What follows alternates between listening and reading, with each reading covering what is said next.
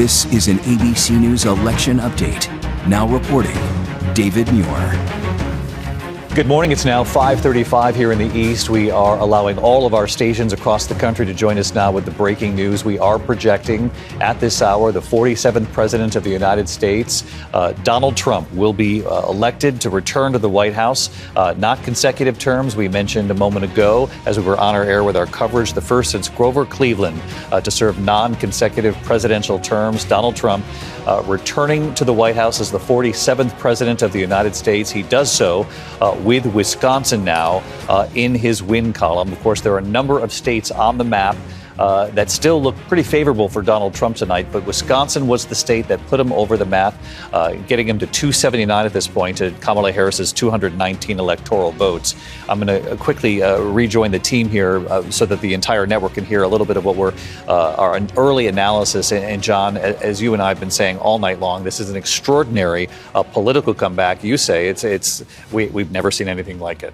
Look, the greatest political comeback in American history, and a victory unlike any that Donald Trump has ever seen, because not only does he win what appears to be a decisive electoral college victory, it seems like he is on the verge of winning the popular vote as well. So he comes back to the White House. Remarkable when you consider the way he left the White House in January of 2021. He comes back to the White House with a mandate.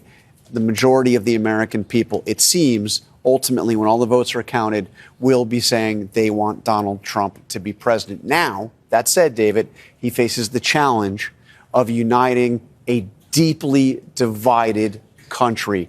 And the nearly half the country that voted against him, many of them see him as not somebody that they simply didn't want in the White House, but see him as a threat.